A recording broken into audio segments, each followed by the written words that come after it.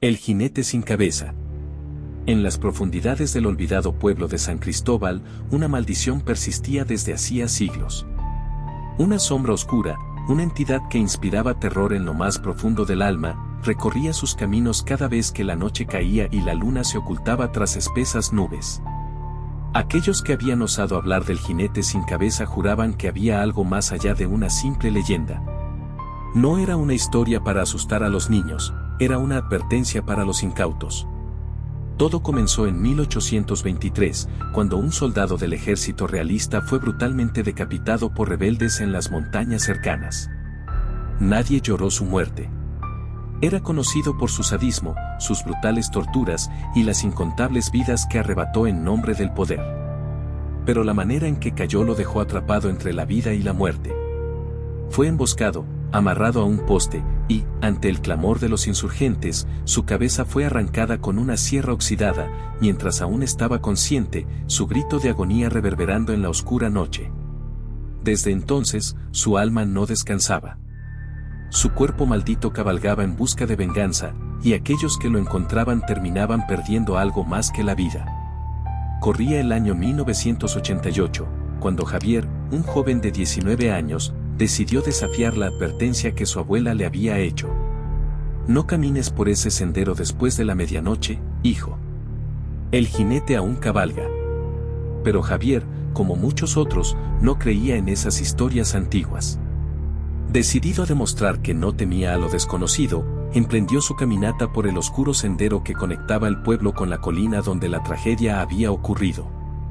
El viento helado cortaba la piel como cuchillas y la lluvia caía en torrentes, convirtiendo el suelo en un pantano. Cada paso de Javier resonaba como un eco siniestro entre los árboles. Las ramas parecían susurrar, moverse a su alrededor. Algo estaba mal. De repente, un sonido rompió el monótono golpeteo de la lluvia. El eco de cascos resonaba en la distancia, un galope pesado y antinatural. El aire se volvió espeso, y un hedor a podredumbre invadió sus pulmones. El olor de la muerte. El corazón de Javier se aceleró cuando, a lo lejos, divisó una sombra imponente sobre un caballo negro. El jinete estaba ahí. Una figura envuelta en harapos oscuros, empapados por la lluvia, cabalgaba hacia él. Pero no tenía cabeza. Donde debería estar su rostro, solo había un vacío oscuro, un abismo que parecía consumir la luz. Javier intentó correr, pero sus pies parecían hundirse en el lodo como si el suelo mismo quisiera atraparlo. El galope del caballo se hizo más rápido, más fuerte. Y cuando la figura estuvo lo suficientemente cerca, Javier vio algo que le heló la sangre. En la mano del jinete, colgando por el cabello, estaba una cabeza putrefacta, con los ojos abiertos en una expresión de dolor indescriptible. Era la cabeza de una de sus víctimas, los ojos vidriosos parecían seguirlo, suplicando por ayuda. Un grito desgarrador salió de la garganta de Javier, pero el sonido se perdió en el viento. En un parpadeo, el jinete estuvo sobre él. El caballo, con sus ojos brillando como brasas, relinchó con furia mientras el jinete levantaba su espada oxidada, manchada de sangre seca y carne pegajosa. La hoja silbó en el aire, cortando la oscuridad. Antes de que Javier pudiera moverse, sintió un dolor punzante en su espalda. La espada lo había atravesado, rompiendo huesos y músculos, perforando su carne como si fuera mantequilla. El joven cayó de rodillas, sintiendo como la vida se escapaba de su cuerpo, mientras la sangre caliente brotaba de la herida y se mezclaba con la lluvia.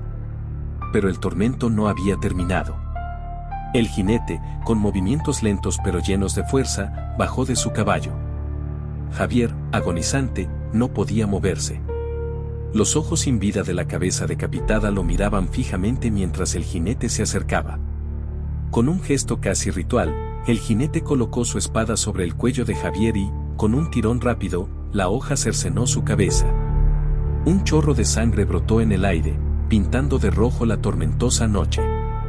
El cuerpo de Javier se desplomó en el lodo, pero su cabeza, ahora en las manos del jinete, fue levantada como un trofeo macabro.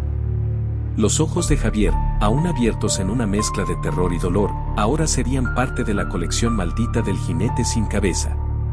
El cuerpo decapitado quedó tendido en el suelo, mientras la figura montaba de nuevo en su caballo. Con un relincho ensordecedor, el jinete desapareció entre las sombras del bosque, llevándose consigo el alma de su última víctima. A la mañana siguiente, los habitantes de San Cristóbal encontraron el cuerpo sin cabeza de Javier en el sendero. El suelo estaba cubierto de charcos de sangre ya seca, y a su alrededor, las huellas del caballo quedaban marcadas profundamente en el lodo. Nadie dijo nada, pero todos sabían lo que había ocurrido. El jinete sin cabeza había reclamado una nueva vida. Desde aquel día, ningún habitante del pueblo volvió a caminar solo por el sendero de la colina, y con razón. Porque la maldición del jinete no se detendría hasta que alguien lograra lo imposible, devolverle lo que le fue arrebatado. Y, mientras tanto, en cada noche de tormenta, su figura aún cabalga, buscando su próxima víctima. Nadie está a salvo cuando el jinete sin cabeza sale a cazar. En San Cristóbal, cada cabeza que él reclama, es una pieza más para completar su oscura colección. Y cuando llegue el día en que su colección esté completa, nadie sabe lo que ocurrirá.